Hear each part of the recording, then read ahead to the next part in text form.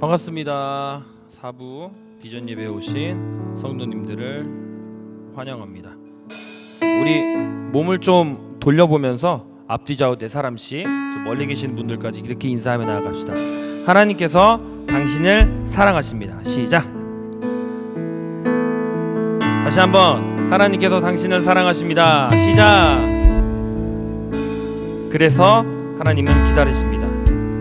사랑의 어저께 이제 콘티 준비를 하면서 어떻게 시작 멘트를 하면 좋을까 하는 도중에 사랑의 특징에 대해서 생각이 났어요. 사랑의 여러 가지 특징 중에 한 가지를 뽑자면 전 기다림이라고 생각을 합니다. 쓸어 없애버려 마땅한 인류에게 예수님께서 오시기까지, 그리고 예수께서 죽으시고 부활하시고 또 다시 오시기까지 그 모든 시간은 하나님 입장에서는 기다림입니다. 공감하십니까? 그렇습니다. 사랑이신 하나님이 함께 사랑하자고 만든 그 대상들이 사춘기를 보내도 너무 오래 보내고 있는 것 같습니다. 어떻게 시작된 존재인지도 있고 자기 멋대로 살아가는 존재들을 향해 하나님 자신을 내어주는 사랑을 무슨 말로 다 설명할 수 있을까요? 끊임없이 기다리시고 사랑해서 죽으셨으며 사랑해서 고난 받으신 분, 완전한 사랑이신 그분의 참 능력이 우리의 죽음을 대신하고 부활을 약속하며 영원히 그분과의 사귐 안에 살게 하심을 고백합니다. 같이 공감하십니까? 우리 두 눈을 감고 기도 한번 하며 나아가길 원합니다. 주님께서 우리에게 보여주신 그 사랑, 십자가를 통하여 확증하신 그 사랑이 아직도 내 안에 있습니까? 하나님의 사랑이 시작됐을 때 그 무엇으로도 바꾸기 싫었고 그 무엇으로도 대신할 수 없는 그 하나님의 사랑이 지금 이 순간 내 안에 영원토록 남아있는지 주님 앞에 기도하며 회개하며 나아갑니다. 하나님의 사랑을 회복하게 하여 주시옵소서. 하나님의 사랑을 다시 한번 알게 하여 주시옵소서. 우리 주여 한번 크게 부르짖고 기도하겠습니다. 주여, 주님 기다립니다. 주님 바라봅니다. 주님을 의지합니다. 우리를 채우시고 인도하시는 하나님의 사랑 안에 잠잠히 거하며 나아가길 원합니다. 나의 신앙이 시작됐을 때를 생각하고 지금의 때를 기억하며 나아갈 때 너무나 연약하기만 한, 많이 죽어버리기만 한 우리의 사랑을 보며 나아갑니다. 하나님, 다시 한번 우리의 마음을 되돌려, 우리의 모습을 되돌려 주님의 사랑을 찬양하고 우리의 모든 아픔과 슬픔을 만드시는 하나님을 의지하며 나아가오니 하나님이 그 이야기로 우리를 만드시고 지으시고 지금도 하나님의 사랑으로 써내려고 가고 계시는 하나님의 은혜 안에 거하며 나아갈 수 있도록 인도하여 주시옵소서. 영원한 사랑 안에 거하게 하시고 하나님의 크신 은혜 안에 나타나게 수 있도록 인도하여 주심에 믿음으로 나아갑니다.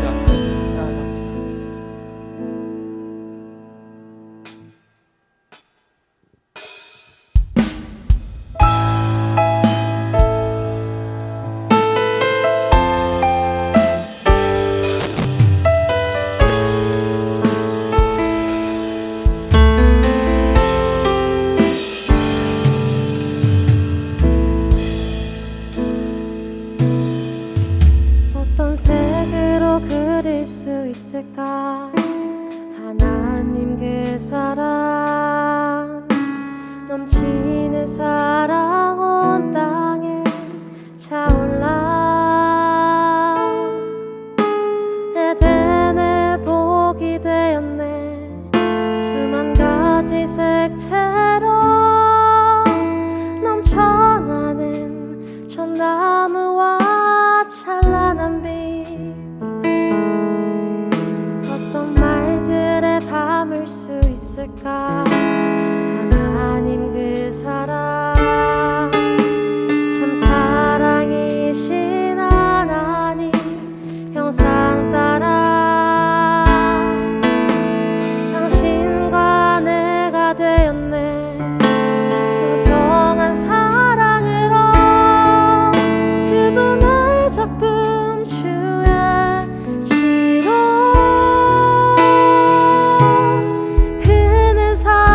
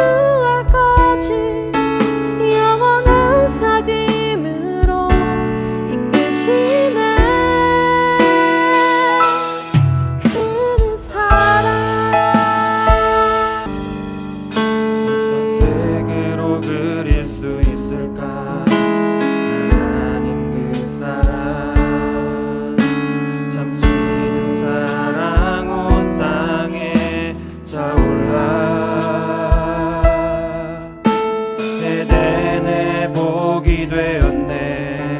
수만 가득 채로 넘쳐나는 저 나무와 찬란한 빛. 어떤 말들에 담을 수 있을까? 하나님 그 사랑, 참 사랑이신 하나님 형상 따라 당신과 내가 되었네. 풍성한 사랑으로 그분의 작품 그의 시로. 주님은 사랑이십니다. 그는 사랑에서 사랑으로 그는 사랑 끊임없이 기다리시네. 그는 사랑으로 죽음까지 거친 십자가의 길 걸으시네. 그는 사랑에서 사랑으로 그는 사랑 깊은 어둠 밝은 빛으로 깊은 어둠 밝은 빛으로 그는 사랑으로 부활까지 영원한. 다시 한번 우리의 마음을 들여 주님께 고백하며 나아갑시다. 그는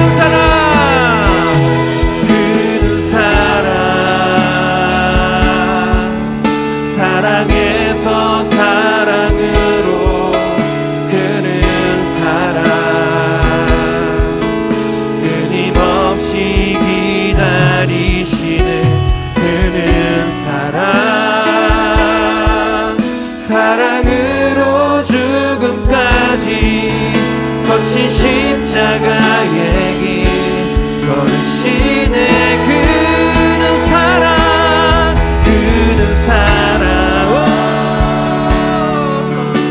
사랑에서 사랑으로 그는 사랑 깊은 어둠 밝은 빛으로 그는 사랑으로 부활까지 영원한 사귐으로 이끄시네. 그는 영원하신 주님의 사랑을 우리에게 부어주시옵소서. 태초부터 지금까지 변함없으신 하나님의 사랑이 나의 삶 구석구석 흘러넘치오니 주님과 동행하며 주님을 바라보며 우리의 삶을 인도하여 주시는 하나님의 사랑에 빠져나아갈 수 있도록 인도하여 주시옵소서. 아멘. 주님의 사랑을 찬양합니다. 주님의 은혜를 바라봅니다. 하나님, 우리 다시 한번 찬양을 나아갑시다. 그는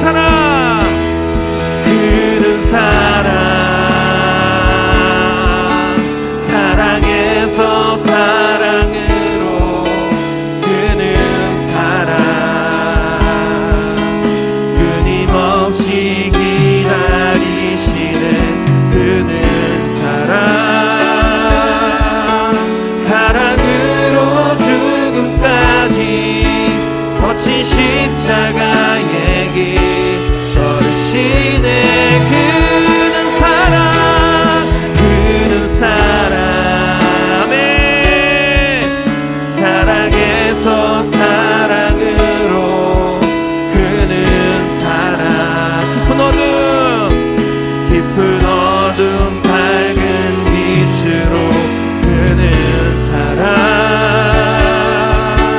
사랑으로 부활까지 우리의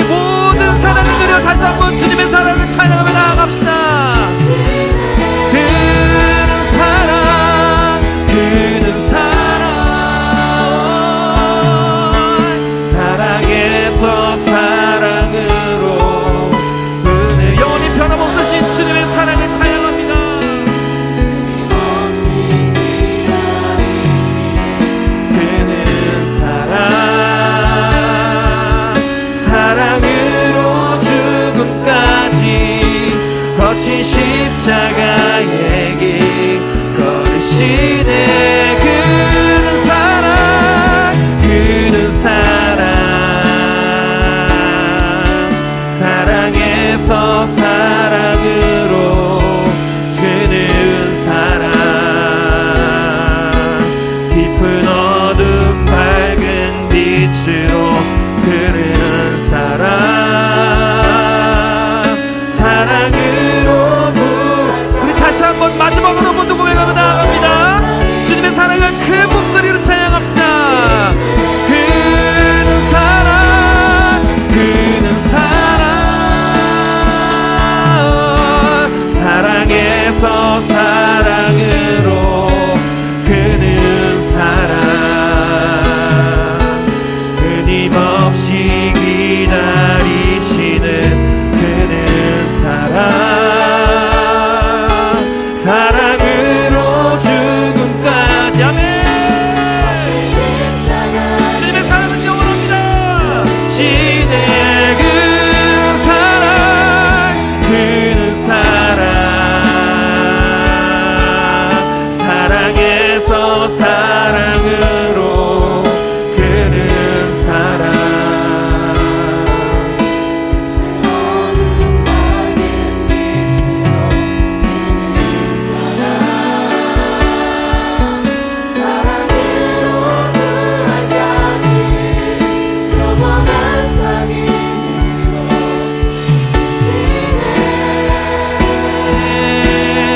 그는 사랑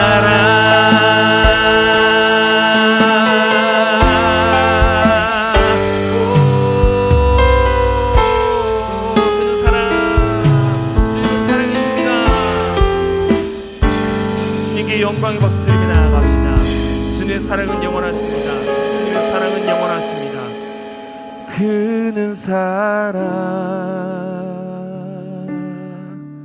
사랑에서 사랑으로 그는 사랑 끊임없이 기다리시는 그는 사랑 사랑으로 죽음까지 거친 십자가의 길 걸으시네 그런 사랑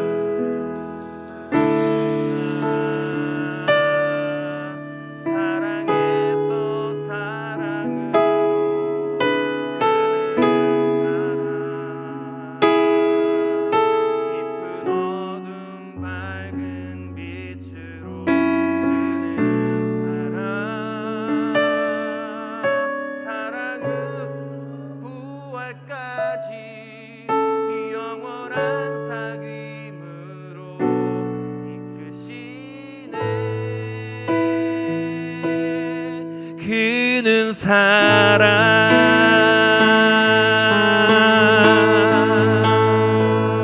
아멘. 주님의 사랑은요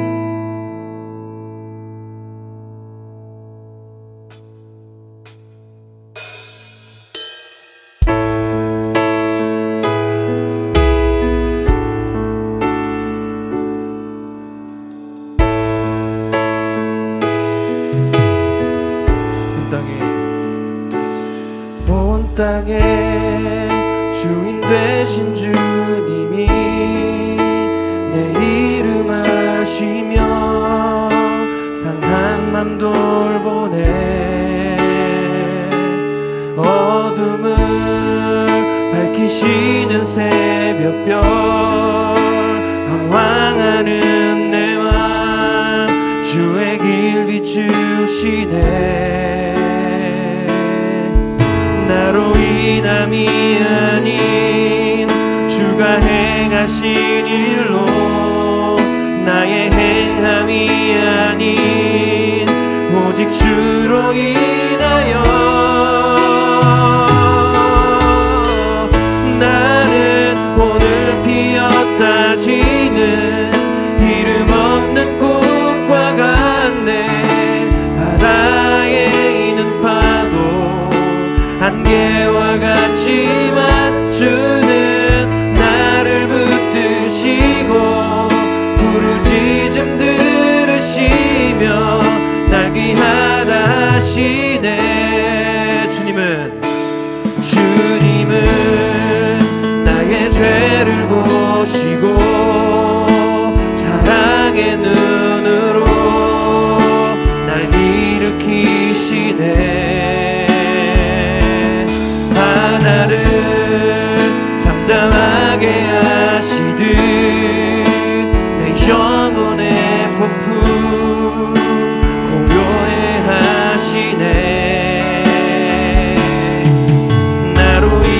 행함이 아닌 주가 행하신 일로 나의 행함이 아닌 오직 주로 인하여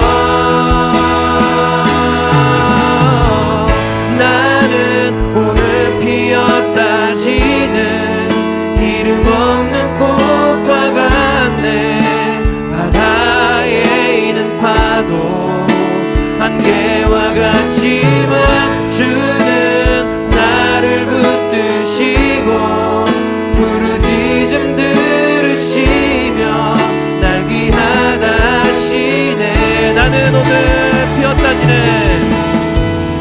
나는 오늘 피었다 지는 이름 없는 꽃과 같네. 바다에 있는 파도 안개와 같지만 주는 나를 붙드시고 부르짖음 들으시며 우리 다시 한 번 더 고백하며 나아갑시다. 나는 오늘 피었다 지는 나는 오늘 피었다 지는 이름 없는 꽃과 같네. 바다에 있는 파도 안개와 같지만 주는 나를 붙드시고 부르짖음 들으시며 날 귀하다 하시네. 우리 기도 한번 하며 나아갑시다. 하나님, 먼저와 같은 우리를 기억하시고 보잘것없는 우리를 바라보시고 우리를 포기하지 않으시고 우리를 향해 부어주시고 인도하여 주시는 주님의 사랑에 반응하며 나아가길 원합니다.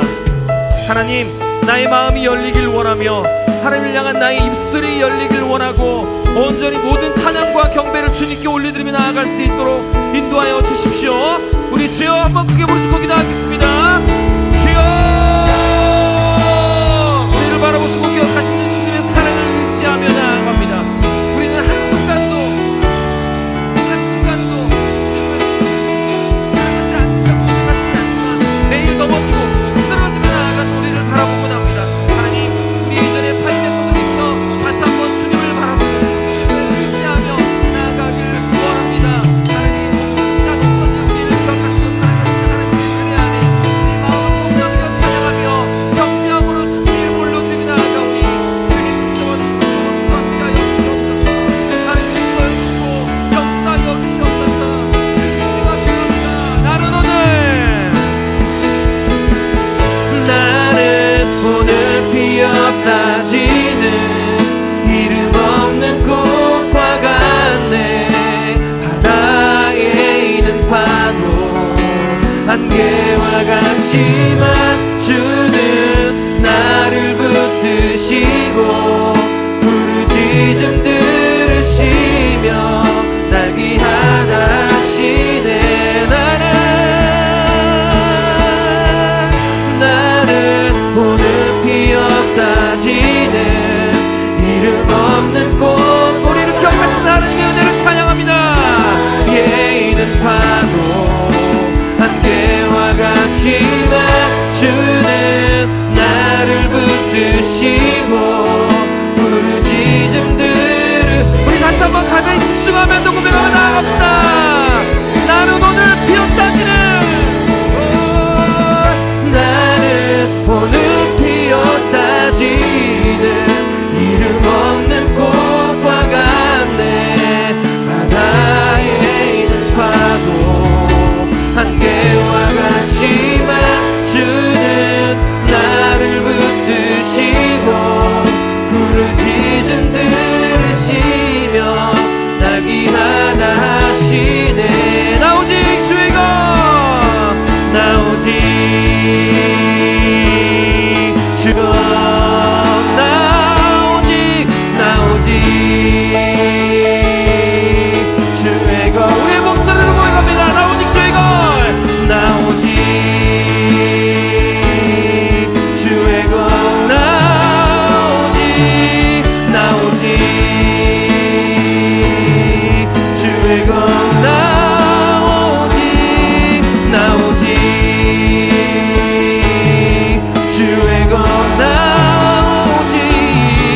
나오지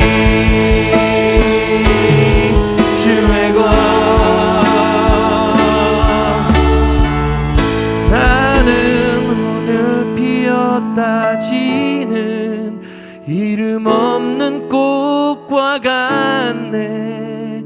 바다에 있는 파도 안개와 같지만 주는 나를 붙드시고 부르짖음 들으시며 날 귀하다 하시네. 나는 오늘 피었다 지네.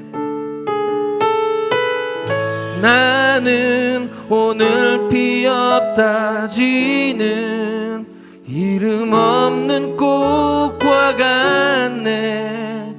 바다에 있는 파도 안개와 같지만 주는 나를 붙드시고 부르짖음 들으시며 날 귀하다 하시네.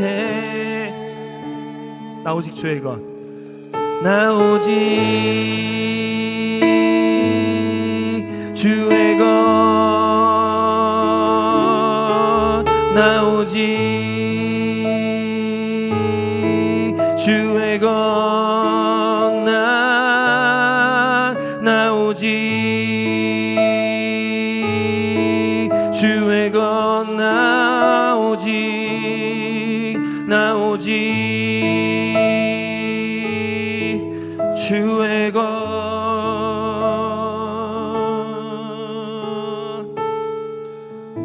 제가 말씀 하나 읽고 계속 찬양할 텐데요. 베드로전서 4장 12절에서 14절 세 번역입니다.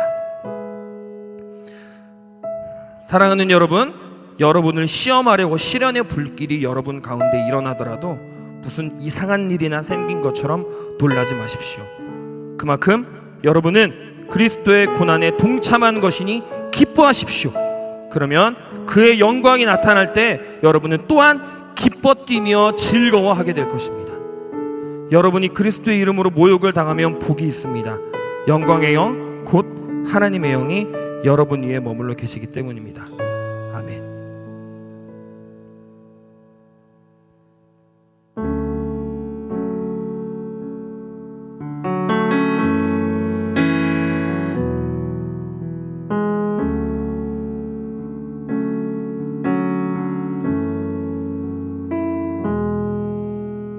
중의 주음성 들을 수 없다 해도 참된 진리 되신 주 나는 붙드네. 폭풍이 몰려와도 험한 길을 간대도 믿음의 두 손 들고 주 신뢰 내게 행하신 그 놀라운 일 생명 주신 주를 기억하네.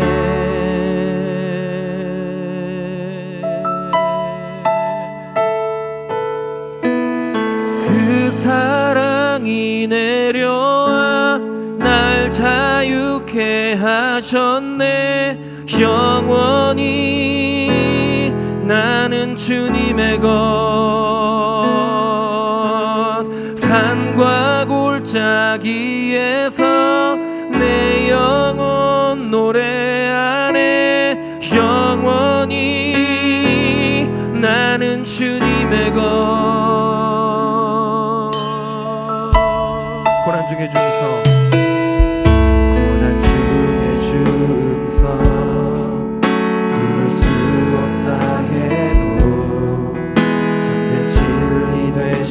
주 나는 붙드네. 폭풍이 몰려와도 험한 길을 간대도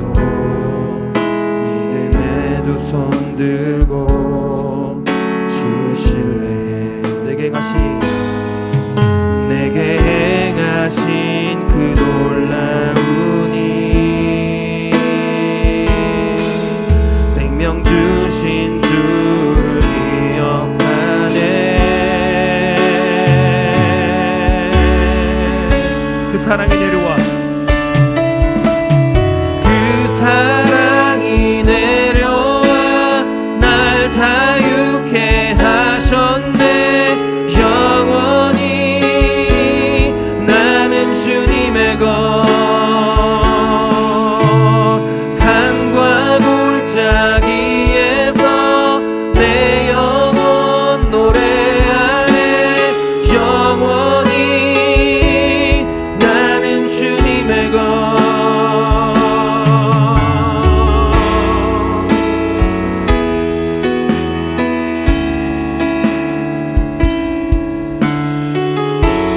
주의 약속 이루어져 주의 약속 이루어져 소망이 넘칠 때도 은혜로운 주 손길 느낄 때도 주를 향한 갈망과 주를 향한 갈망과 겸손한 마음으로 믿음의 두 손 들고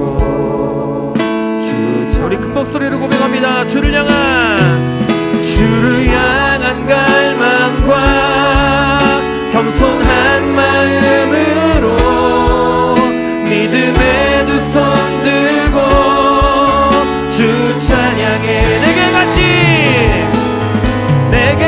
행하신 그 놀라운 일 생명 주신 주를 기억하네.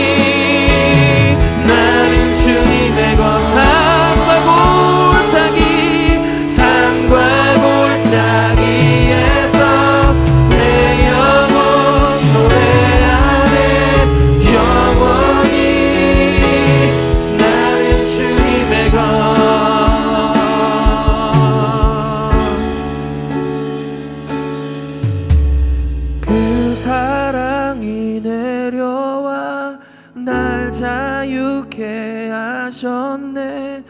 영원히 나는 주님의 것. 산과 골짜기에서 내 영혼 노래하네. 영원히 나는 주님의 것. 창세기에 보면 하나님이 하루하루 지으실 때마다 마지막에 보기 좋았더라, 보기 좋았더라. 그리고 인간을 지으시고 그 모든 만물을 지으신 후에 참 심히 보기 좋았다라고 하셨는데, 하나님이 없는 것처럼 여기는 우리의 삶을 바라볼 때 어떻게 내가 하나님 앞에 그럴 수 있을까? 그러면서도 또 돌이켜서 죄를 짓고 있는 저를 좀 발견하는 것 같았어요. 저보다 신앙의 선배님들 저보다 너무 잘 아시겠지만 우리의 지난 날들을 곧 돌아보고 잠시 기도했으면 좋겠습니다. 하나님의 사랑을 그 무엇과 비교할 수 있겠습니까? 모든 만물을 지으시고 참 보기 좋았다라고 말씀하신 하나님 은혜 안에 언제나 엎드려도 부족할 판에 영적인 사춘기에 빠져 때로는 하나님이 없는 것처럼, 때로는 나의 왕좌에 나를 앉히고 내가 주인인 것처럼 행사했던 지난 날들을 돌아보며 나아갑니다. 하나님 만져주십시오. 하나님 다시 한번 돌이켜 나의 사춘기 시절을 지나 다시 한번 하나님을 바라보며 나아가길 원합니다. 하나님 함께하여 주십시오. 하나님 인도하여 주십시오. 우리 주여 크게 한번 부르짖고 기도하겠습니다. 주여,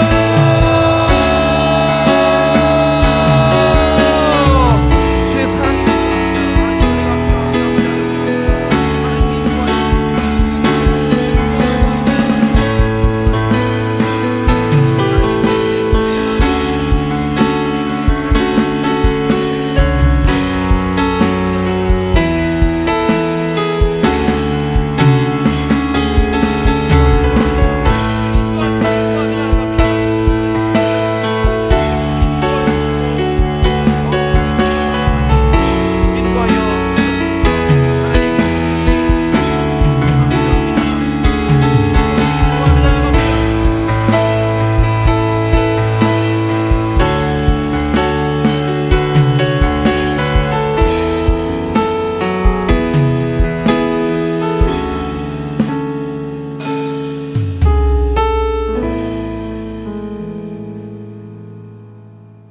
오늘도 우리 가운데 함께 하시고 역사하시어 우리를 이 자리 가운데로 인도하여 주시고 예배할 수 있도록 하여 주심에 너무나도 감사드립니다.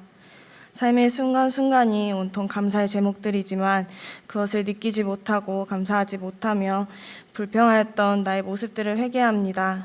항상 말씀과 기도로 깨어 찬양하며 예수님을 닮아가야 하지만 내가 먼저 되고 내가 드러나고 나의 삶의 주인이 나였던 시간들을 회개합니다. 입으로는 내 삶의 주인이 하나님이라 말하면서도 그 어느 것 하나 내 손에서 놓지 못하고 하나님보단 나를 의지하며 살아가는 저희를 용서하여 주시옵소서. 하나님을 더욱 따라 살아가길 원합니다. 나의 모습을 통해 예수님의 모습이 나타나길 원합니다. 더욱 깨지고 부서져 예수님의 모습을 나타내는 제자로서 예수님을 전하며 살아가는 저희들이 될 수 있도록 주님께서 함께하여 주시고 인도하여 주시옵소서. 더욱 깨어 기도하며 하나님의 말씀으로 하나님을 배우며 알아가며 닮아가는 저희들이 될 수 있도록 하여 주시옵소서. 말씀을 통해 세상 가운데에서 어떠한 가치관으로 살아가야 할지, 어떠한 모습으로 살아가야 할지를 배웁니다. 잘 배우고 기억하며 세상의 빛으로서 세상에 속하지는 않으나 세상을 위해 살아가는 저희들 될 수 있도록 인도해 주시옵소서. 말씀 전하시는 목사님께 함께 하셔서 온전히 성경을 통해 하나님께서 하시고자 하는 말씀만을 전할 수 있도록 성령님의 인도하심만 따라 살아갈 수 있도록 인도해 주시옵소서. 오늘 이 예배 가운데도 주님만이 나타나기 소망합니다. 온전히 주님 한 분만 영광 받으시는 예배 될 수 있도록 함께하여 주시옵소서. 언제나 함께 동행하시고 인도해 주실 예수님을 믿으며 예수님의 이름으로 기도하였습니다. 아멘.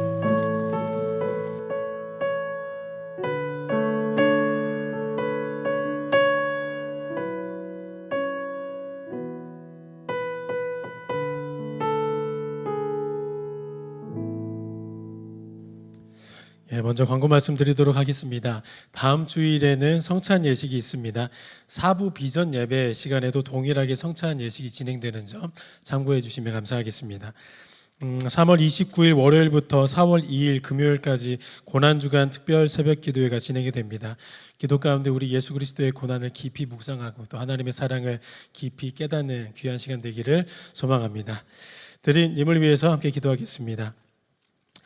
변함없는 1,000번째 예물 하나님 앞에 드립니다. 11조에 드립니다. 주정헌금 드립니다. 선교헌금 하나님 앞에 드립니다. 좋으신 하나님, 거룩한 주일 가운데 거룩한 마음으로 우리의 마음을 주님 앞에 드립니다.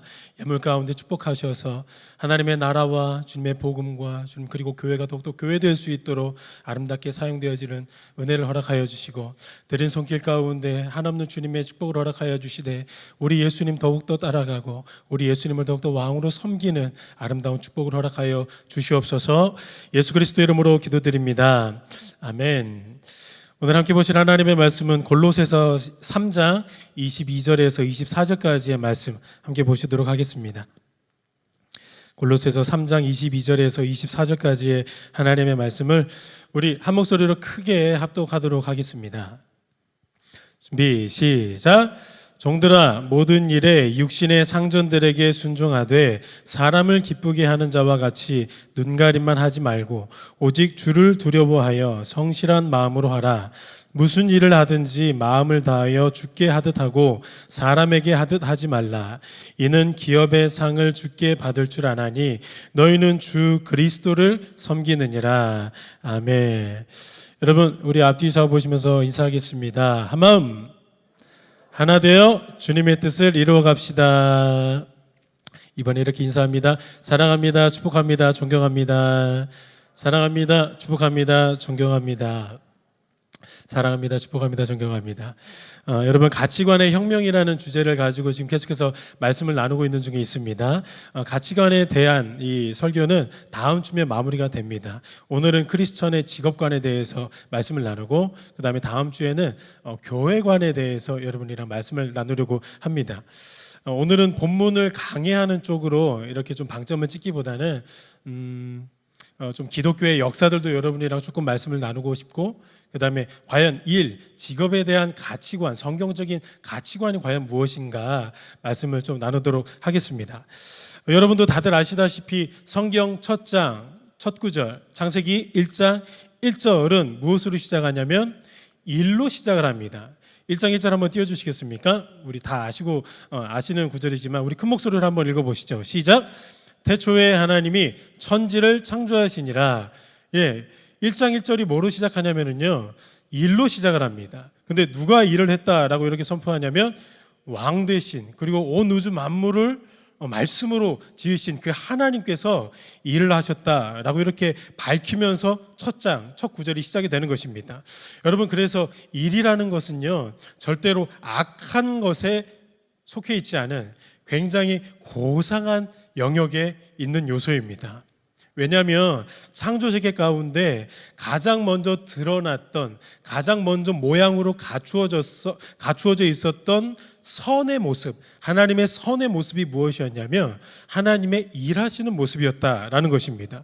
그래서 이 일이라는 것은 절대로 부정적인 개념이나 악한 개념에 속해 있지 않다라는 것이죠.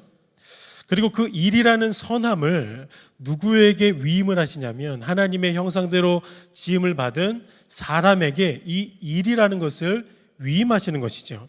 결국 우리 사람에게 일이라는 것은 창조주 되시는 그 하나님의 선의 모습을 부름받은 이 땅 가운데 그대로 이어가는 창조적인 원리로 작용되고 있는 중에 있습니다. 흔히 아담과 하와가 무위도식했다라고 생각하고 계시는 분들을 종종 만납니다. 에덴 동산에서 아담과 하와가 한량처럼 그냥 아무 일도 안 하고 다만 먹기만 하는 나태한 삶을 살았다고 여기시는 분들이 종종 계시는데, 성경은 명확하게 아담과 하와가 에덴에서 일을 했음을 증언을 하죠. 창세기 2장 15절 말씀 한번 띄워주세요. 여호와 하나님이 그 사람을 이끌어 에덴 동산에 두어 그것을 경작하며 지키게 하시고, 여기서 경작이라고 번역된 단어의 히브리어 원어의 뜻이 봉사, 힘쓰다라는 뜻이 담긴 단어예요. 여러분 잘 한번 생각해 보세요. 흠잡을 것 없었던, 악이 조금도 비집을 틈도 없었던 그 완전한 피조세계 속 에덴 동산에서 일이 있었다는 것입니다. 아담과 하와가 그 경작, 힘쓰고 봉사하고 일을 했었다라고 창세기 2장 15절이 선포하고 있는 것입니다. 여러분 제가 질문 드려볼게요. 졸음도 쏟아지는 시간이기 때문에 이 질문을 한번 곱씹으시면서 한번 진짜 깊이 좀 잘 묵상 한번 해보시기 바랍니다. 영원한 하나님의 나라, 그러니까 지금도 하나님의 나라는 이루어지고 있지만 영원한 하나님의 나라, 예전 버전으로는 천국. 여러분 영원한 하나님의 나라에 우리가 다 들어가게 될 텐데 그 영원한 하나님의 나라 천국에 일이 있을 것 같으세요? 없을 것 같으세요? 영원한 하나님의 나라, 우리가 정말로 그곳에서는 정말 하나님과 예수 그리스도와 이별 없이 얼굴과 얼굴로 만나는 그 시간이 찾아올 텐데 그 하나님의 나라에 과연 일이라는 것이 있을 것 같으세요? 없을 것 같으세요? 예. 그 영원한 하나님의 나라에서 우리는 마치 한량처럼 무의도식, 하루 종일 천사처럼 하늘만 날아다니면서 지겹도록 그냥 날개짓만 하고 맨날 게으른 부르주아 계층처럼 놀고 먹기 바쁘고 피둥피둥 살만 찌는 그런 삶이 우리를 기다리고 있을까요? 여러분 다시 한번 생각해 보시기 바랍니다. 구원이라는 게 과연 무엇일까요? 구원, 천국 가는 거, 이거는 유튜브에서 하는 말이죠. 애들이 이제 시작하는 그 단계에서 고백되는 게 구원이 뭐예요? 그러면은 예수 믿고 천국 가는 거죠. 이거는 어린 아이들이 하는 고백이고 구원이 여러분 무엇입니까? 여러분 이 단어를 꼭 기억하시기 바랍니다. 구원은 회복이에요. 회복이라는 단어의 개념이 성립되기 위해서는 처음 어떠한 것이 있어야 되겠죠. 그 처음으로의 회기, 처음으로의 회복을 뭐라고 말하냐면 구원이라고 말하는 것입니다. 여러분 근데 회복이라는 것이 처음의 모양으로의 회복이라면, 그게 구원이라면 에덴의 현장에서 일이 있었기 때문에 우리가 장차 임하게 될 그 영원한 하나님의 나라에도 당연히 일이라는 것이 있겠죠. 그게 구원이잖아요. 영원한 하나님의 나라가 다시 한번 그 에덴 동산을 맞이하는 거예요. 그때도 있었기 때문에 이제 영원한 하나님의 나라에서도 우리는 일을 하는 것입니다. 근데 제가 이 말씀을 드리니까 여러분의 마음의 표정이 일순간 일그러지는 그런 느낌을 왜 받으시게 되는 거냐면 일이라는 것이 끔찍하거든요. 이 일이라는 단어만 들어도 그냥 지겨워 죽을 것 같은 거예요. 그 일을 영원한 하나님의 나라, 저 천국에서도 해야 된다고 생각하니까 막 순간 아찔한 생각이 밀려 들어오는 것입니다. 도대체 여러분 우리가 왜 그렇게 되었을까요? 분명 처음 에덴의 현장에서도 하나님의 그 선의 모습을 반영하고 있는 것이 바로 일이라는 것이었는데 이제는 우리는 그 일이라는 단어만 들어도 공황장애가 찾아올 것처럼 완전히 다 부정적으로만 반응하게 된 거예요. 왜 우리가 이렇게 되었을까요? 답은 너무나도 간단하죠. 그 이유와 원인 무엇 때문입니까? 죄 때문이에요. 여러분 죄가 가지고 온 그 파급력, 죄가 가지고 온 그 엄청난 영향력은 우리의 이성으로 다 수납하기가 버거울 정도로 그 죄의 영향력과 파급력은 상상 이상입니다. 어마무시합니다. 아담과 하와가 불순종함으로 이제 죄의 영향력 아래에 놓이게 되고 나서 하나님이 이렇게 말씀하셨어요. 창세기 3장 17절 말씀을 보시면 아담에게 이르시되 내가 내 아내의 말을 듣고 내가 내게 먹지 말라 한 나무의 열매를 먹었은즉 땅은 너로 말미암아 저주를 받고 너는 내 평생에 수고하여야 그 소산을 먹으리라. 여러분 이게 지금 죄를 범한 아담과 하와에게 내리신 하나님의 말씀이었습니다. 여기서 수고라고 번역된, 그러니까 내 평생에 이제 너가 수고하여야 그 소산을 먹으리라. 여기서 수고라고 번역된 히브리어 원어가 고통이라는 단어에서 파생된 단어입니다.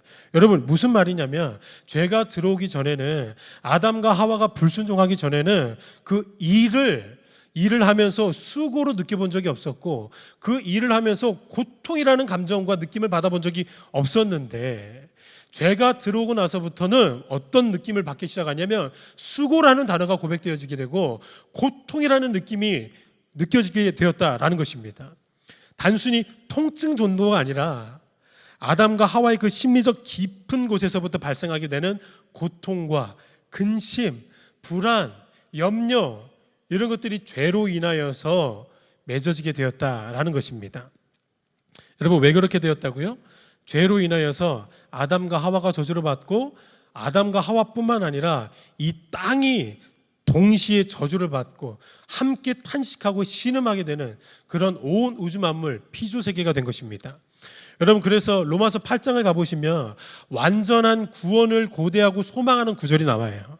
여러분 우리가 완전한 구원을 향하여서 지금 달려가고 있는 중에 있잖아요. 그래서 우리는 부활의 영광체, 이 옛 모습, 옛 육신을 벗어버리고 이제 예수 그리스도의 부활의 영광체처럼 부활의 영광체를 입을 그날을 탄식하면서 기다리고 가고 있는 중에 있습니다. 근데 우리만 인간이라는 피조물만 그렇게 걸어가고 있는 것이 아니라 땅도 저주를 받아서 짐승들도 전부 다 저주를 받아서 우리와 같이 다 함께 탄식하면서 걸어가고 있는 중에 있습니다. 그래서 로마서 8장 22절은 이렇게 말하죠. 피조물이 다 이제까지 함께 탄식하며 함께 고통을 겪고 있는 것을 우리가 아느니라. 우리만 탄식하는 게 아니래요. 이 땅 전체가, 피조세계 전체가, 우주 만물 전체가 탄식하고 있다는 것입니다. 뭐 때문에요? 죄 때문에요. 여러분 이 죄가 가지고 온 파급력은 어마어마합니다. 그리고 이 모든 회복은 이제 예수께서 재림하실 때에 비로소 새 하늘, 새 땅, 신천, 신지, 이 좋은 단어를 그 이단이 뺏어갔습니다. 신천, 신지. 이 예수 그리스도의 재림과 함께 우리가 그 새 하늘과 새 땅을 마주하게 될 때에 이 모든 탄식과 신음은 그치는 거예요. 우리의 신음만 그치는 게 아니라 이 땅의 신음도, 저 짐승의 신음도, 누가 누구를 잡아먹고 살육하고, 여러분 그 짐승들도 원래는 육식이 아니라 초식이었는데, 모든 짐승들이 다 초식이었는데 어느새부터가 누구를 다 잔인하게 잡아먹어야 되면서 송곳니가 나기 시작했습니다. 그거 이제 다 없어지겠대요. 그러니까 보시죠, 구약에서 보니까 어린아이들이 독사굴에 손을 집어넣는데요. 왜냐하면 이제 독사들도 영원한 구원을 맞이하면은 누구를 잡아먹지 않아요. 뭐 보호 본능으로 누구를 막 물지 않아요. 그 영원한 하나님의 나라가 이제 우리에게 온다는 것입니다. 우리뿐만 아니라 온 우주 피조세계 전체가 죄로 인하여서 참혹하게 비뚤어져 버리고 이제 완전히 단절되어진 대표적인 세 가지가 있습니다. 여러분 이 세 가지는 꼭 기억하셔야 됩니다. 죄가 들어오는 순간 대표적으로 이 세 가지가 완전히 단절되고 저주받았습니다. 그 첫 번째가 무엇이냐면 하나님과 우리와의 관계가 단절되었습니다. 그래서 죄가 들어오는 순간 아담과 하와가 늘 하나님 앞에서 그리고 사람 앞에서 발가벗어도 부끄러움을 못 느꼈었는데 그 죄가 들어오는 순간 동산 나무 사이에 숨어버립니다. 무엇이 찾아온 겁니까? 죄로 인하여서 하나님과 사람의 관계가 단절되어 버린 겁니다. 여러분 두 번째 무엇이 찾아왔냐면 아담과 하와, 사람과 사람의 관계가 단절되어져 버렸습니다. 아담이 아름다운 세레나데 내 뼈 중에 뼈요 살 중에 살이다 라고 고백했었는데, 죄가 없을 때는 당신이 나고 내가 당신입니다, 우리에게는 막힘이 없었습니다 라고 이렇게 아름다운 고백을 했었는데, 죄가 들어오는 순간 이 아담이 하와를 정죄합니다. 하나님, 이 여자 때문에 내가 죄를 지었습니다. 그리고 어떤 결과들이 마주하게 됩니까? 아담이 하와를 어떻게 해요? 독식해버려요.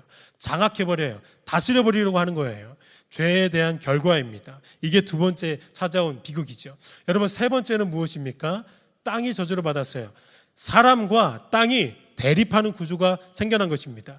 그래서 예전에 죄가 들어오기 전에는 땅이 대립하지 않았기 때문에 땅과 사람이 교류하면서 아름다운 열매들을 맺었는데, 이제 땅이 저주받아가지고 사람과 대립의 구도가 서 있어서 어떤 것들을 내게 되냐, 가시덤불을 내고 엉겅퀴를 내면서 인간의 수고에 더 수고를 가하기 시작하는 대립 구도, 대립 각도가 생겨나게 된 거예요.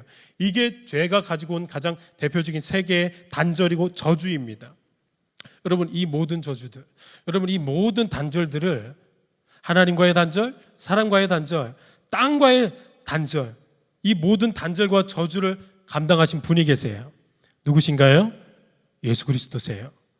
여러분, 이 예수 그리스도께서 이 모든 세 가지 저주들을 다 감당하세요. 그리고 이 저주들이 한꺼번에 쏟아진 비극적인 현장이 있었습니다. 그 현장이 바로 십자가의 현장이에요. 여러분, 십자가 현장을 잘 묵상해 보시기 바랍니다. 이 세 가지의 저주가 일순간 그 십자가 현장에 쾅쾅쾅 찍히게 됩니다. 하나님, 사람, 땅. 잘 생각해 보세요. 십자가에서 예수님께서 이렇게 당신의 고통을 설명하시죠. 엘리 엘리 라마 사박다니, 나의 하나님 어찌하여 나를 버리시나이까. 누구와의 단절이에요? 하나님과의 단절이에요. 단 한 번도 하나님과 떨어져 지내본 적이 없으신 그 예수 그리스도께서 하나님과의 철저한 이별과 단절을 어디에서 경험하세요? 십자가에서 경험하시는 거예요. 첫 번째죠. 자, 두 번째 단절입니다. 누구와의 단절이었습니까? 사랑하는 사람과의 단절이었습니다. 여러분 기억하십니까? 십자가 처형 바로 직전에 그토록 예수님을 사랑한다고 했던 그 제자들이 일순간 벗은 몸, 그냥 옷까지 벗어지는 줄도 모르고 일순간 다 예수님을 버리고 다 도망가 버려요. 그리고 심지어는 베드로는 예수 그리스도를 보면서 부인하고 맹세하고 뭐주하죠? 저주까지 퍼부어요. 예수님이 그토록 사랑하셨던 그 제자들과의 관계의 단절을 어디에서 경험하게 되냐면 십자가에서 경험하는 것이에요. 두 번째죠. 여러분, 마지막 세 번째 뭐만 남았습니까? 땅만 남았어요. 십자가는 어디에서 맺어진 나무죠? 땅에서 맺어진 나무예요. 그래서 신명기 21장을 보시면 땅을 더럽히지 말라, 나무에 달린 자는 하나님께 저주를 받았습니다. 땅을 더럽히지 말라, 나무에 달린 자는 다 하나님께 저주를 받았습니다. 땅과 저주가 연결되어져 있는 겁니다. 그래서 십자가가 이미 땅의 저주, 이 온 땅의 저주를 상징하고 있는 거였어요. 이 땅의 저주를 온몸에 지니고 십자가에 못 박히셨죠. 우리 예수 그리스도께서. 이렇게 십자가의 현장에서 여러분 모든 저주들이 일순간 누구에게 다 가차없이 쏟아지게 되냐면 저와 여러분에게 쏟아지지 않았어요. 예수 그리스도께 다 쏟아졌어요. 하나님, 사람, 땅, 이거 예수 그리스도께 다 쏟아졌어요. 십자가에서요. 십자가 신학은 놀라워요, 여러분. 그래서 이제 예수 그리스도께서 그 십자가 현장에서 우리에게 처했던 그 저주를 그분 홀로 다 감당하셨습니다. 다 감당하셨어요. 여러분, 그래서 예수 그리스도로 인하여서 예수 안으로 초대되어진 믿음의 사람들은 무엇을 이제 조금씩 경험하게 되냐면 회복의 구원을 경험하게 되는 것입니다. 하나님과의 관계가 예수 안에서 회복되게 되는 거예요. 두 번째, 사람과의 관계가 누구 안에서 회복되어지냐면 예수 그리스도 안에서 회복되어지는 거예요. 자, 마지막 세 번째, 땅과의 대립과 땅과의 저주가 누구 안에서 회복되어지는 걸까요?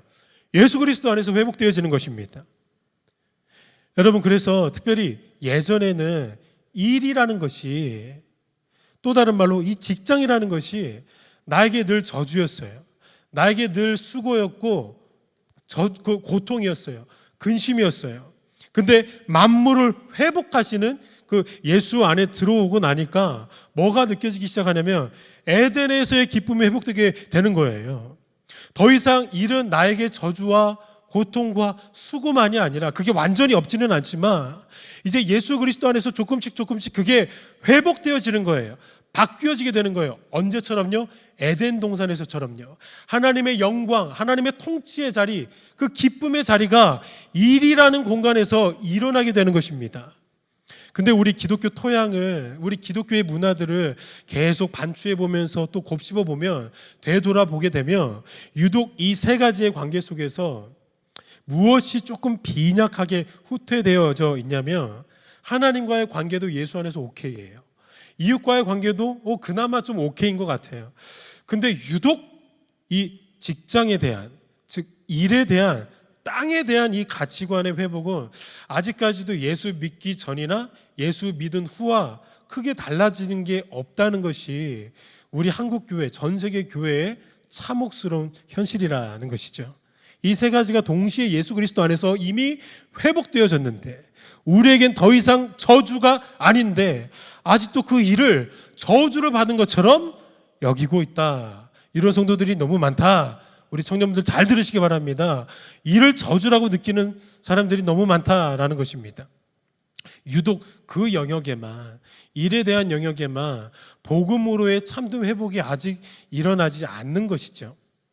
우리가 예수 안에 있는 존재라면, 우리가 진정으로 복음 안에 있는 존재라면, 십자가 그늘 아래 있는 존재라면 우리에게 더 이상 일이라는 것은, 직장이라는 것은 단순히 밥 빌어먹기 위해 존재하지 않죠. 우리의 죄된 어떤 욕망과 꺼지지 않는, 식어지지 않는 그 갈증을 채워주기 위한 그런 염려나 근심이 아니죠.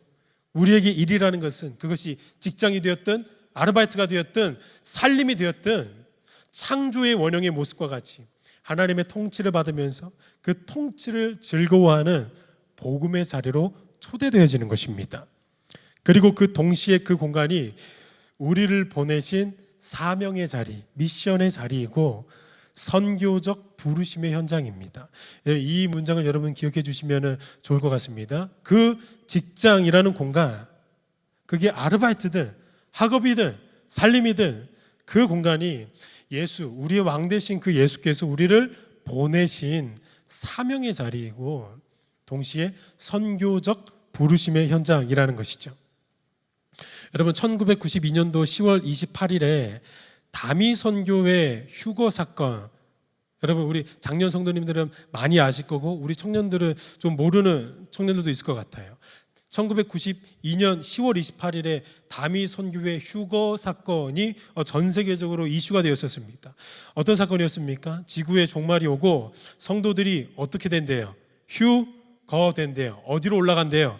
공중에서 예수님 만나러 휴거된다라고 이렇게 막 사람들을 미혹했던 사건입니다. 당연히 아무 일도 일어나지 않았죠. 정작 그 휴거를 주장하면서 예배당으로 모일 것을 강력하게 말했던 이장님이라는 목사는 정작 현장에 나타나지도 않았었습니다.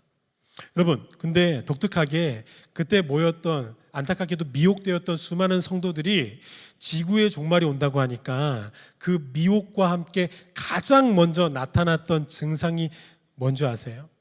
미혹되었던 그 성도들에게 미혹되면서, 그리고 지구의 종말이 온다고 하니까 가장 먼저 나타났던 증상, 여러분 이것부터 나타났습니다. 그 증상이 무엇인지 아십니까? 무엇을 때려쳐버려요. 뭐 때려쳤을까요? 예, 직장 때려쳤어요. 누군가는 살림을 하다가 살림도 다 때려쳐버렸습니다. 여러분, 살림이라는 단어, 여러분 이거 철학적으로 개념하잖아요. 기독교 철학적으로 개념하잖아요. 살게 하는 일이래요. 여러분, 이것만큼 선교적 일이 없습니다. 자녀를 살게 하고 남편을 살게 하고 그다음에 이제 아내를 살게 하고, 살림이 어마어마한 선교적 단어예요. 그럼 살림을 때려쳐버렸어요. 지구의 종말이 온다고 하니까. 이게 가장 먼저 나타났던 증상이었습니다. 내동댕이 쳐버렸어요. 여러분, 왜 그런 증상이 나타났을까요? 두 번째 나타난 증상 아니에요. 첫 번째로 직장 때려쳐버렸어요. 그리고 나서 뭘 했냐면 예배당에 들어와가지고 다 흰옷 입고 찬양했습니다. 여러분, 왜 이 직장을 때려치게 됐냐면 그 미혹되었던 성도들, 저는 그 사람들 절대 욕하고 싶지 않아요. 그리고 성도라고 말하고 싶어요. 그 성도들에게 직장이나 알바나 살림들은 예수님과 상관없는 일이다라고 여기고 있었던 거예요. 예수님을 뵙기 전에 그들 가운데 가지고 있었던 생각이 뭐냐면, 예수님 이제 곧 만나니까 내가 당연히 예배 드리고 있어야지. 교회 성전이라고 생각하는, 이거 성전 아닙니다. 예배당이에요. 당신들은 성전이라고 생각하고 이 성전에 모여가지고 예배 드리고 있어야지. 내가 뭘 하겠어. 예수님 곧 만나는데. 그들은 그걸 가지고 있었어요. 그리고 직장, 살림, 알바, 학업, 이 모든 것들은 그냥 다 때려쳤던 거예요. 왜냐하면 그들은 이분법적 사고와 의식으로 그렇게 신앙생활을 하고 있었던 겁니다. 그냥 예수님이 늘 그게 기뻐하실 거다. 당연히 예수님 만나기 전에 예배하고 있어야지. 내가 뭘 하고 있어. 직장 다 필요 없지. 직장 이거 세속적인 일인데 내가 왜 이 직장 일을 하고 있어. 그래서 나타나게 된 증상이 예수님 만난다니까 직장 때려쳐버리는 결과들과 증상들이 나타났다는 거예요. 이분법적 사고, 이게 수면 위로 정확하게 적나라하게 드러나는 현장이었습니다. 그들이 그 의식 가지고, 그 가치관 가지고 살았대요. 그게 수면 위로 드러났던 것입니다. 사랑하는 성도 여러분, 사랑하는 우리 졸고 계시는 청년 지체 여러분, 여러분이라면 어떻게 하시겠어요? 여러분, 억지스럽게 좀 한번 대입해 볼까요? 여러분 만약에 그럴 일은 없겠지만 제가 우스갯소리로 한번 대입해 볼게요. 우리 예수님 화요일 날 재림하신다고 하면, 여러분 화요일 날 우리 예수님 재림하신다고 하면 여러분 월요일 날 뭐 하시겠습니까? 화요일 날 우리 예수님 공중 재림하신다면 여러분 월요일 날 뭐 하시겠어요? 기정사실화 됐다고 친다면, 그럴 일 절대 없겠지만 그럼 뭐 하시겠어요? 우리 한국교회 성도님들 중에, 한국교회 청년들 중에 한 100명 중에 99명은 뭐 하겠냐면, 뭐 할 것 같냐면 이곳에 올 것 같아요. 예배당에 오셔가지고 다 찬양하고 예배 드리고 있을 것 같아요. 그렇게 해서 직장이고 뭐고 알바고 학업이고 살림이고 다 때려치고, 다 예수님 온다니까 이거 다 내팽겨치고 여기 우리 예배당에 오셔서 옹기종기 모여서, 그것도 흰 옷 입고 하나님을 뜨겁게 찬양하고 있으면 우리 예수님이 공중 재림하시다가 우리 모여있는, 직장 다 때려치고 모여있는 우리들을 향하여서 예수님이 정말로 슬기로운 다섯 처녀와 같구나 이렇게 칭찬해 주실 것 같으세요? 한 번 더 우스갯소리 말씀드릴게요. 우리 예수님 재림하시다가 당황하셔서 다시 올라가실 거예요. 여러분 예수님, 내가 아직 멀었구나, 너희들을 데려가기에 아직 멀었구나 당황하셔서 순식간에 다시 올라가실걸요. 직장이라는 곳, 여러분 직장이라는 곳, 왕이신 예수께서 우리를 보내신 선교적 현장이고 예배의 현장이라는 것을 간과한 것에서 시작된 치명적인 우리의 가치관이에요. 또 한번 이렇게 예를 들어보면 어떨까요? 만약에 지구에 자연재해로 인해서 종말이 온다고 하면 이제 수많은 사람들이 심리적으로 어떤 일들을 하게 되냐면, 우리가 뭐 외국 매스컴을 통해서 겪게 되고 간접적으로 느끼게 되는 게 뭐냐면 사재기가 일어나죠. 강탈이 일어나죠.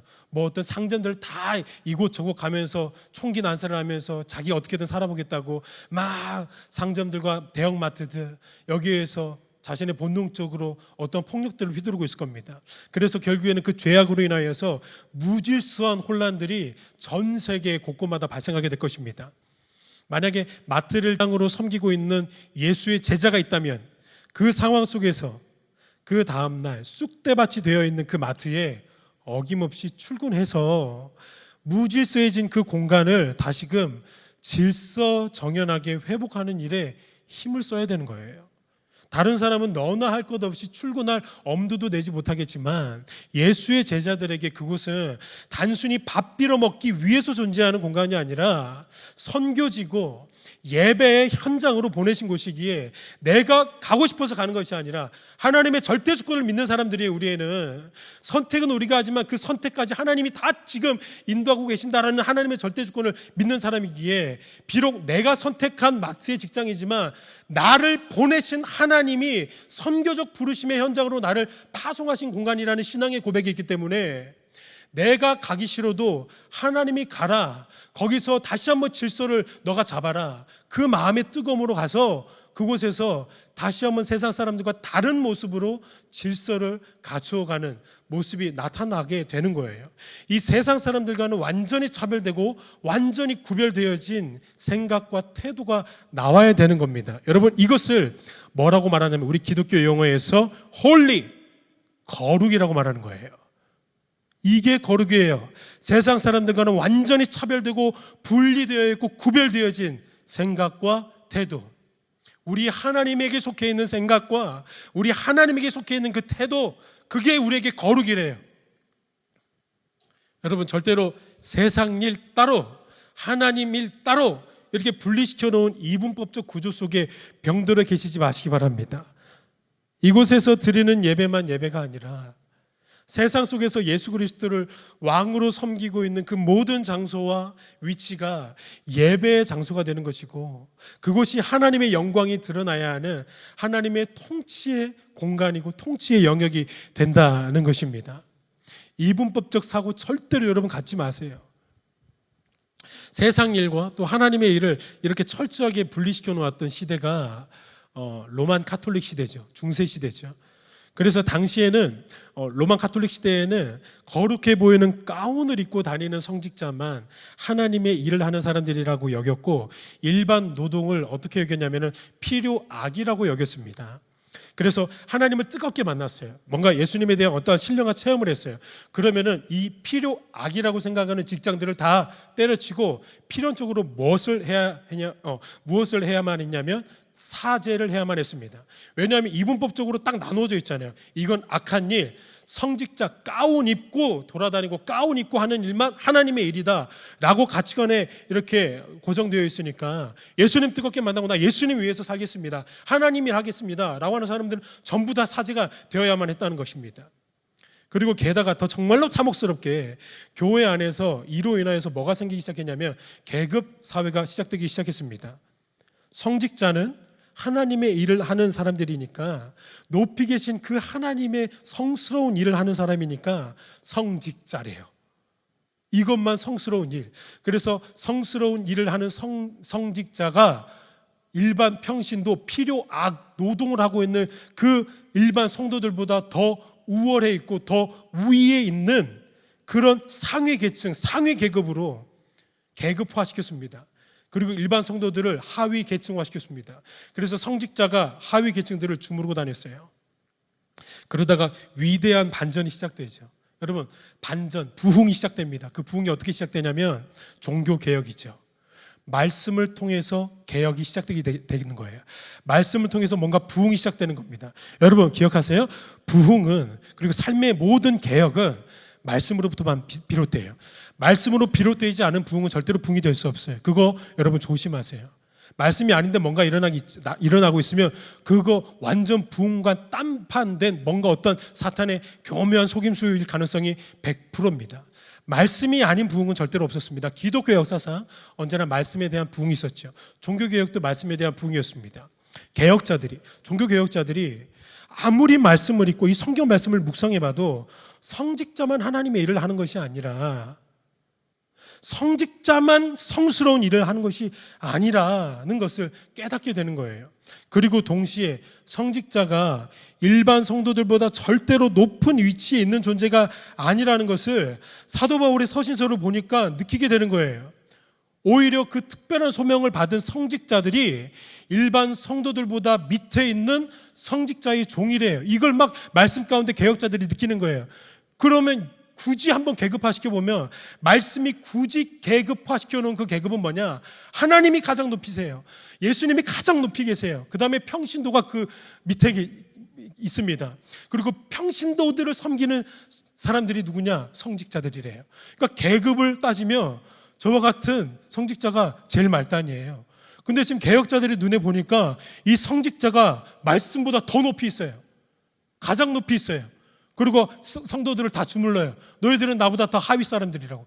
너희들은 내가 좌하면 좌해야 되고 우하면 우해야 된다고.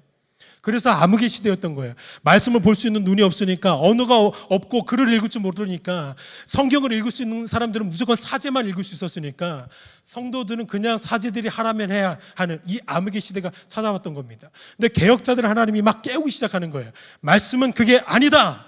성직자는 절대로 높은 위치가 아니다.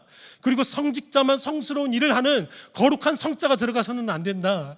누구를 깨우기 시작하냐면 종교개혁자들, 말씀에 갈급한 사람들, 정말로 하나님의 말씀 가운데 베레아 성도들처럼 정말로 이 말씀이 하나님 맞는 말씀입니까?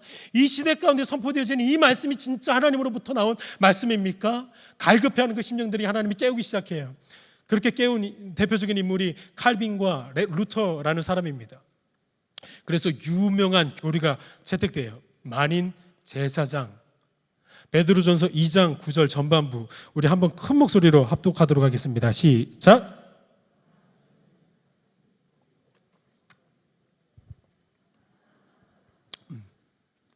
네, 감사합니다. 일찍 내려주셔서. 자, 그러나 한 번 더 읽어볼까요? 시작. 그러나 너희는 택하신 족속이요 왕 같은 제사장들이요 거룩한 나라예요 그의 소유가 된 백성이니. 예, 여러분들 방송실 수고하는 우리 청년들한테 박수 한번 해주시겠습니까? 예, 늘 보이지 않는 곳에서 격려 이렇게 힘써주시고 봉사해 주셔서 감사합니다. 여러분, 뭐를 딱 선포하냐면, 너희는 택하신 족속이요 왕 같은 제사장들이래요. 성직자만 왕 같은 제사장이 아니라 너희 모두가 다 왕 같은 제사장들이요. 여러분, 이 부르심을 종교개혁자들이 말씀 가운데 가슴 뜨겁게 발견하게 되는 것입니다. 그리고 이제 만방의 선포예요. 자신의 목숨을 걸고 성직자들이 지켜보든 성직자들이 칼을 들고 오든 나를 화용으로 죽이려고 달려들 때는 상관없이 만방의 선포합니다. 성직자만 하나님의 일을 하는 제사장이 아닙니다. 교회에 모여서 하나님의 일을 하는 것이 아닙니다. 우리 모두가 하나님 앞에서 왕같은 제사장으로 부름을 받았고, 우리는 그 제사장의 사명을 우리의 모든 일터와 우리의 가정에서 하나님의 영광을 바라보며 감당해야 하는 제사장적 부르심의 사명이 있는 사람들입니다. 목소리를 높여서 그 종교개혁자들이 외치기 시작했던 겁니다. 자신의 목숨도 소중하게 여기지 않고 많은 사람들에게 이 진리를 선포하고 다녔던 거예요. 여러분, 생각해 보시기 바랍니다. 일평생 이분법적 사고와 가치관을 가지고 살았어요. 필요악이에요. 가운 안 입으면 전부 다 필요악이고 노동은 전부 다 저주받은 일들이었고, 저 가운 입은 사람들만 성스러운 일이었는데, 그런 이분법적 사고로만 살아왔던 그 성도들에게 내가 하고 있는 이 살림과 내가 하고 있는 이 천박한 직업들이 하나님의 영광을 위하여서 존재했고 제사장적 부르심의 현장이라라는 이 말을 들으니까 그들이 얼마나 놀랐겠습니까? 평생 저들만 거룩할 성자 붙는 줄 알았는데 그 성자가 나에게도 있고 내 직업에도 있고 하찮아 보이고 아무것도 하나님의 눈빛이 들어와 있지 않은 그 살림의 일도, 아르바이트 일도, 그냥 잠시 나 혼자만 하는 그 일조차도 하나님의 일, 하나님의 영광을 위해서 존재하는 사명의 자리라는 걸 깨달으니까 그 사람들이 얼마나 가슴이 뜨거워지고 얼마나 큰 위대한 부흥들이 각자의 직장에서 일어나게 됐겠냐는 거예요. 하나님의 영광을 위해서 이제 전투적으로 하는 거예요. 여러분, 그래서 하나님의 복음 안에서 이를 영광으로 만나는 사람들은 탁월해요. 전문성을 갖춰요. 나를 위한 헌신이 아니라 나의 하나님, 나의 주 예수 그리스도를 위한 헌신이기 때문에, 일반 간호사들은 간호 일을 해도 예수 그리스도를 대하듯이 하기 때문에 어마어마한 섬김의 모습이 있고 다른 사람들과 완전히 탁월한 탁월성을 갖추게 돼요. 세상 사람들은 그냥 당신을 위해서 살죠. 하지만 우리는 예수 그리스도를 위하여서 이 직장에 존재하니까 전문성이 더 전문적이고 탁월성이 더 탁월해지는 거예요. 그러니까 그때 이제 종교개혁을 통하여서 이런 일들이 막 부흥처럼 일어나기 시작하는 겁니다. 여러분, 그렇게 종교개혁이 일어나고 나서 한참 이렇게 부흥처럼 일어났던 독특한 운동과 독특한 의식이 하나 있습니다. 그 운동과 의식이 뭐냐면 교회 폐문 운동, 교회 폐문 의식. 여러분 들어보셨나요? 성도들이 주일날에 모여가지고 오후에 전부 다 모여서 뭐 하냐면 교회 문을 다 걸어선 거예요. 이 의식을 하는 거예요. 종교개혁이 일어나고 나서. 여러분, 어디 교회 들어오는 좀도둑 막겠다고, 우리 물건 좀 보호해보겠다고 폐문 의식을 하는 것이 아니라, 이제 교우들이 주일에 우리처럼 하나님을 예배하고 공동체로서 서로 교제하고 또 위로하고 굳건한 힘을 이제 얻었으니까 이제는 흩어져서 각자를 보내신 그 세상이라는 직장으로 나가서 그곳에서 이제 제사장적 소명을 가지고 왕 같은 제사장의 그 대위임령, 그 명령을 가지고 그곳에서 하나님을 예배하고 하나님을 찬양하는, 그걸 이제 한 마음으로 다짐하는 의식이 교회 폐문 의식이었습니다. 얼마나 거룩한 마음과 얼마나 거룩한 자세가 있었을까요? 교회 문을 딱 닫으면서 정말로 진짜 다 흩어지면서 얼마나 그 군사가 되어서 똘똘 뭉쳐가지고 다 흩어지겠습니까? 그렇게 거룩을 향하여서 이제 세상 가운데 나가서 다시 한번 주일에 모이는 거죠.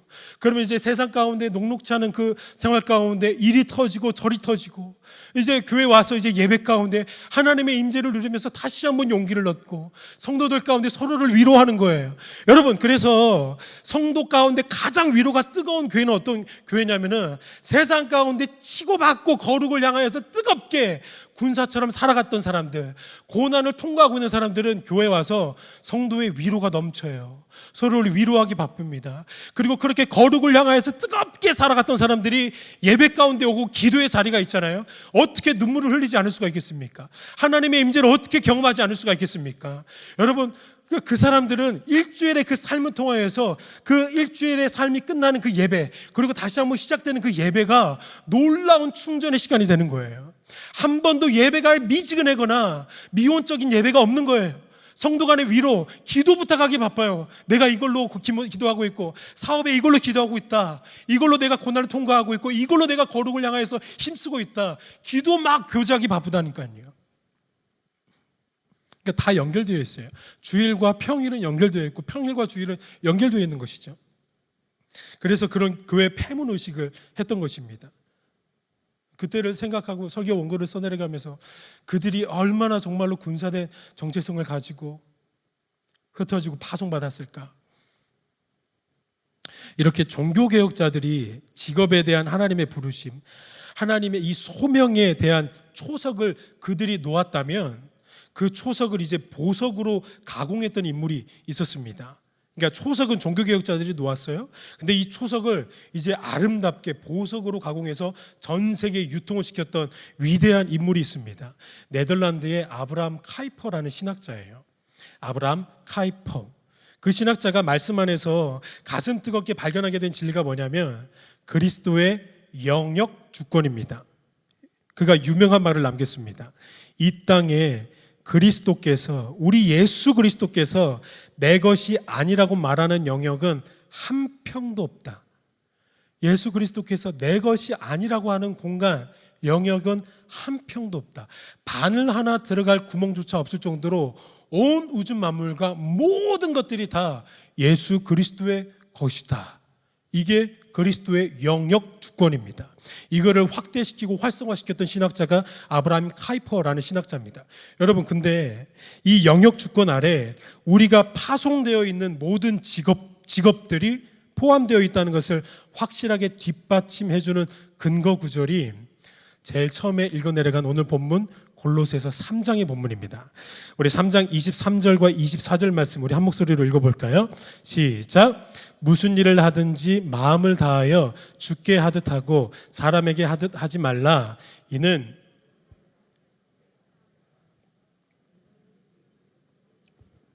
여러분, 온 우주 만물과 이 직업들도 다 누구의 것이냐면은 예수 그리스도의 것이래요. 그거를 뒷받침해주는 구절이 오늘 골로새서 3장이에요. 여러분, 3장 23절과 24절에 아름다운 진리를 녹여놓고 있어요. 여러분 잘 들어보시겠습니까? 누구를 섬기고 누구에게 상을 받는다고 합니까? 주님을 섬기고 주님께 상을 받는데요. 여러분 다시 한번 제가 읽어드릴게요. 무슨 일을 하든지 마음을 다하여 주께 하듯 하고 사람에게 하듯 하지 말라. 이는 기업의 상을 주께 받을 줄 아나니 너희는 주 그리스도를 섬기느니라. 여러분, 그리스도를 섬기고 그리스도께 상을 받는데요. 왜냐하면 그 기업이 누구의 것이기 때문이에요? 예수 그리스도의 것이기 때문이라는 겁니다. 그래서 이 골로새서 구절은 단순히 그냥 너희들이 기왕이면 좀 예수님처럼 예수님에게 하듯이 하면 좋겠다라는 식으로 감성적인 차원에서 윤리적인 권면을 하는 구절이 아닙니다. 실제로 그 기업은 누구의 것일까요? 예수 그리스도의 것이에요. 온 우주 만물 가운데 예수 그리스도 것이 아닌 것은 하나도 없어요. 그 기업 누구의 것이냐면 예수 그리스도의 것이다 라는 거예요. 예수께서 통치자가 되어서 주님이 다스리시는 기업이에요. 이게 팩트예요. 기업뿐만 아니라 가정도 마찬가지죠. 교회는 뭐 말할 것도 없이 예수 그리스도께서 왕으로 계시죠. 한 평도 없습니다. 예수 그리스도의 것이 아닌 것은 한 평도 없습니다. 그래서 이 진리 속에서 사도 바울은 당시 종으로 있던 사람들에게 무엇을 이렇게 분명하게 선포하는 거냐면, 여러분 일반적으로 바울 시대, 당시 그 신약 시대에는 종들은 주인이 지켜볼 때만 열심히 했습니다. 지켜보지 않을 때는 열심히 하지 않았어요. 왜냐하면 뭐 주인에게 실제로 빚진 것도 없고 주인이 자기를 늘 핍박하기 때문에 원수, 대립의 관계에 있기 때문에 주인이 볼 때에만 그냥 눈가림처럼 이렇게 열심히 하는 게 그 당시의 종의 문화였는데, 그런 그들에게 바울이 이렇게 말하는 것입니다. 골로새서 3장 22절 말씀 우리 한 목소리로 읽어봅니다. 시작. 종들아, 모든 일에 육신의 상전들에게 순종하되 사람을 기쁘게 하는 자와 같이 눈가림만 하지 말고 오직 주를 두려워하여 성실한 마음으로 하라. 여러분 성실한 마음으로 하래요. 눈가림하는 그 직장생활 하지 말고 성실한 마음으로 하라 라고 말합니다. 그러고 나서 이어서 무시무시한 진리를 선포하죠. 너 그리스도 섬기고 있다는 거 기억해. 그리고 너의 상 누가 주는 거냐? 그거 그리스도께서 주시는 것이야 라고 이렇게 지금 무시무시한 진리를 선포하는 것입니다. 그러니까 늘 그 종들은 눈가림하면서 그 주인 볼 때만 열심히 했는데 그 패러다임이, 그 가치관을 사도 바울이 완전 일순간 깨뜨려 버리는 겁니다. 종들아, 너희들 사실 그리스도의 기업 섬기고 있는 거야.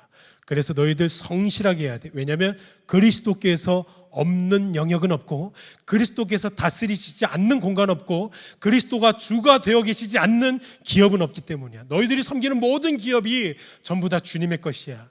주님이 다 보고 계시니까 주님께 하듯 해. 이 진리를 선포하는 것입니다. 그리스도의 영역 주권이죠. 놀라운 교리예요. 그분이 모든 만물의 주권자가 되시고 기업의 CEO가 되신다. 그래서 그분이 상을 주신다는 겁니다. 주인에게 하는 사람들은 주인에게만 상 받겠지만 그리스도에게 하는 사람, 그리스도 앞에서 성실하게 하는 사람은 누가 상을 주실까요? 그리스도가 상을 주시는 거예요. 놀라운 진리가 담겨져 있는 거예요. 여러분, 표지라는 말이 있어요. 단 것처럼 이 표지라는 단어의 철학적인 사전 개념이 어떤 대상을 다른 대상과 구별하여 그것을 인식할 수 있게 하는 독특한 표상적 특성, 이렇게 사전적 개념이 이렇게 등록이 되어 있습니다. 구별되어지고 인식할 수 있는 어떤 표상적인 특성. 여러분, 그리스도인이라는 표지가 어디에서 드러나게 됐습니까? 그리스도인 어디에서 드러날까요? 교회에서요? 아니면 그 예배 현장에서요? 그리스도인이라는 표지, 독특한 특성, 뭔가 구별되어진 그 모습 어디에서 드러나냐면 영국의 스펄전 목사라고 많이들 들어보셨을 겁니다. 그 스펄전 목사가 런던의 한 교회에서 심문을 하던 중에 런던의 어떤 커다란 집의 하녀로 일을 하던 그 어떤 10대 소녀가 스펄전 목사에게 찾아와서 내가 정식 교인이 되고 싶습니다 라고 이렇게 물었습니다. 근데 그렇게 이제 요청을 해온 그 10대 소녀에게 스펄전 목사가 그 소녀에게 이렇게 말했어요. 당신이 정말로 죄를 회개하고 그리스도를 믿고 그리스도를 따르고 있다는 것을 무엇으로 증명하겠습니까? 다른 말로요, 그리스도인이 되었다는 그 표지를 나에게 보여줄 무엇이 있습니까? 라고 이렇게 하녀에게 물었습니다. 그러니까 그 말을 들은 이 10대 소녀, 그 하녀가 그 잠시 생각을 하더니 그 찰스 스펄전 목사님에게 이렇게 대답을 했습니다. 저는 하녀로 일을 하고 있는데 집을 청소할 때 집 주인 모르게 쓰레기를 몰래 구석에 숨기던 일을 그만두었습니다. 이 말을 했습니다. 이 말을 하고 찰스 스펄전 목사님이 정식 교인으로 등록하고 교제 약수를 청했습니다. 여러분, 우리가 이 땅에서 예수 그리스도를 믿고 예수 그리스도의 제자가 되어서 그분을 따른다는 것은 교회 생활 잘하겠다는 정도의 신앙 고백이 아니에요. 정교한 의식으로 잘 갖춰져 있는 이 예배 생활 한번 빠지지 않겠다라는 그 어떤 종교적인 결단이나 각오가 아닙니다. 이미 그걸 훨씬 뛰어넘는 거예요. 그분이 내 삶의 왕이 되지 않는 구석은 단 한 군데도 없게 하겠노라. 바꾸어 말해서 나의 모든 영역과 삶의 모든 반경 속에서 예수를 왕이요, 예수를 주요, 예수를 통치자로 모시겠다는 그 사생적인 결단과 각오가 진정으로 예수를 믿고 예수를 따르겠다는 신앙의 고백이 되는 것입니다. 이게 예수를 따르겠다는 것입니다. 그래서 우리 예수님이 제자들에게 공생의 사역 가운데 제자들을 가르치시면서 무엇을 계속해서 반복적으로 말씀하셨냐면 버리래요. 계속 버리래요. 가정 버리래요. 전토 버리래요. 직장 버리래요. 친구 버리래요. 다 버리래요. 여러분, 이 버린다라는 개념을 마치 다미선교회처럼 문자 그대로 내가 예수님 때문에 직장 사표내야지, 내가 예수님 때문에 사랑하는 가족도 다 내팽개 쳐버려야지, 이렇게 오해해서는 안 되겠죠. 여기서 버린다는 것은 정확하게 우리가 기존에 가지고 있었던 죄인으로 있을 때, 정말 죄성 가득한 마귀의 수하에 있을 때 내가 가지고 있었던 나 중심적 옛 가치관을 예수 그리스도 앞에서 버리는 개념이에요. 이게 버린다라는 개념입니다. 예수가 왕이기 전에는 가족도 물질도 관계도 직업도 오직 누구 중심이었냐면 나 중심이었어요. 그거 버리래요. 이제 누구 중심이어야 돼요? 예수 그리스도가 왕이요, 예수 그리스도가 통치자가 되어서 그분이 나를 다스리시는 왕의 자리는 하나이기 때문에, 그분을 나의 통치자로 영접하는 것. 버릴 때 가능하죠. 예, 이게 버린다라는 개념입니다. 우리를 보내시고 또 우리를 부르신 그 직장에서도 예수 그리스도의 통치는 동일해야 되는 것입니다. 여러분, 이제 제가 말씀을 마무리하려고 합니다.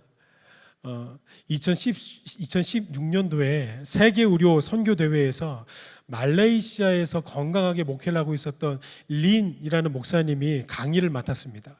근데 그때 강의 제목이 9 to 5였어요. 강의 제목을 본 회중들이 뭐 9시부터 5시까지 기도를 열심히 하라는 것인가? 라고 이렇게 가볍게 생각을 했는데, 그 린 목사님이 그리스도의 제자로 살아가면서 가장 중요한 선교 현장과 선교의 시간은 9 to 5, 오전 9시부터 오후 5시, 즉 우리가 세상으로 보내져 있는 그 세상의 시간이다라고 강력하게 전하고 싶었던 거예요. 9 to 5. 여러분, 그러면서 이 린 목사님이 참 인상 깊은 이야기를 함께 전했습니다.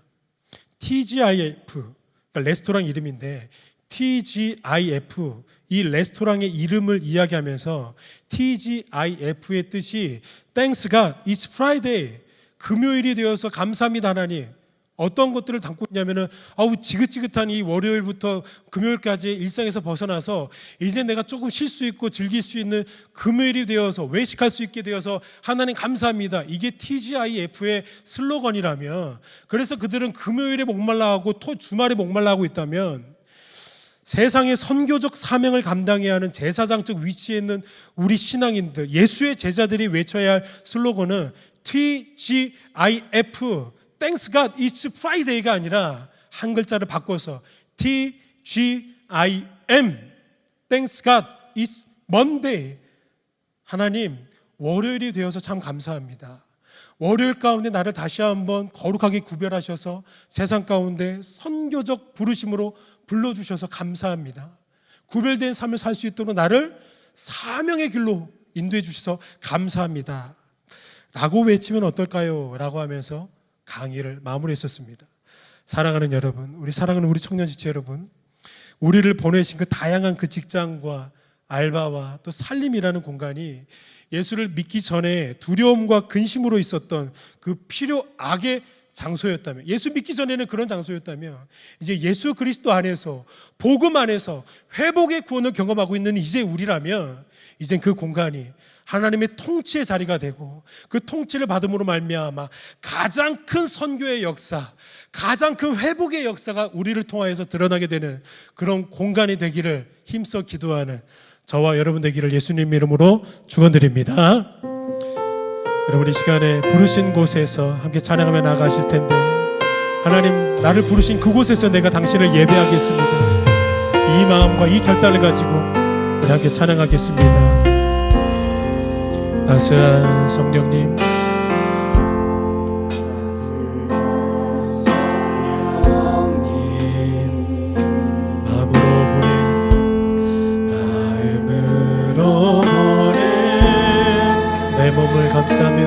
내 몸을 감싸며 주어지는 평안함, 만족함을 부르신 곳에서 나는 예배하네. 어떤 상황에도 나는 예배하네.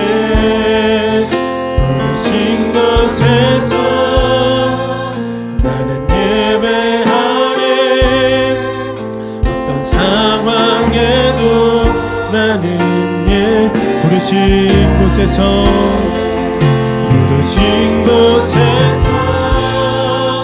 나는 예배하네.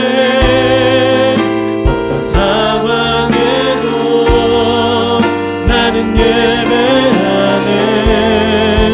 부르신 곳에서 나는 예배하네. 어떤 상황에도 나는 우리 한 번 더 선포합니다. 부르신 곳에서 나는 예배하네.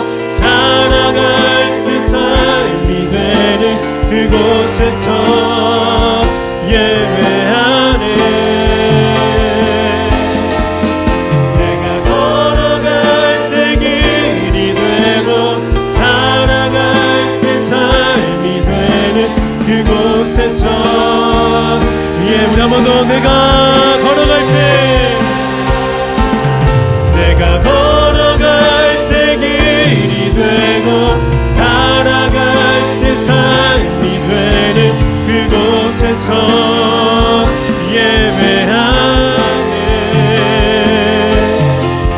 내가 걸어갈 때 길이 되고 살아갈 때 삶이 되는 그곳에서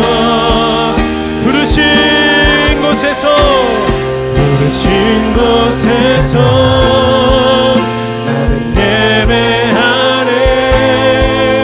어떤 상황에도 나는 예배하네. 부르신 곳에서 나는 예배하네. 어떤 상황에도 나는 우리 한 번 더 두 손을 높이 들고 부르신 곳에서 나는 예배하네. 어떤 상황에도 나는 예배하네. 부르신 곳에서 나는 예배하네. 어떤 상황에도 나는 여러분 이 시간에 한 가지의 기도의 제목만 가지고 우리 뜨겁게 기도하십시다. 하나님, 나를 부르신 그 현장, 어떤 공간이 되었든지 간에, 어떠한 모습을 갖추고 있던 공간이었든지 간에 하나님, 그곳이 나의 예배의 자리가 되게 하시고 그 어떤 것과도 타협하지 않는 가장 거룩한 장소가 되게 하시고 그곳에서 하나님을 나타내고 하나님의 통치 가운데 젖어드는 그 공간이 되어줄 수 있도록 나의 삶 가운데 역사하여 달라고 우리 시간에 주여 한번 부르고 간절히 하나님 앞에 기도하며 나가겠습니다. 기도합니다. 주여,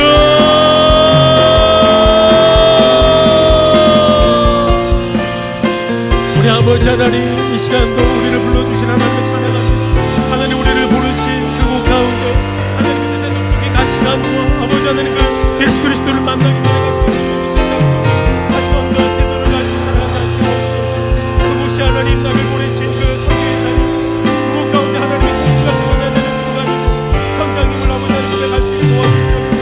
그래서 그곳 가운데 가장 큰 선교의 역사가 일어나게 하시고 그곳 가운데 하나님의 통치의 기쁨의 자리가 일어날 수 있도록 가장 아름다운 변화의 자리가 일어날 수 있도록 아버지 하나님 역사해 주시옵소서. 우리를 거룩하게 구별하셨사오니 우리를 거룩하게 아버지 하나님 만들어 주시고 부르셨사오니 아버지 하나님 그 거룩이 하나님 이곳 가운데만 정체되어 있는 것이 아니라 세상 속에서 아버지 하나님의 빛으로서 성도로서 아버지 하나님의 선교적 부르심을 잘 감당할 수 있는 우리 모두가 되게 도와주시옵소서.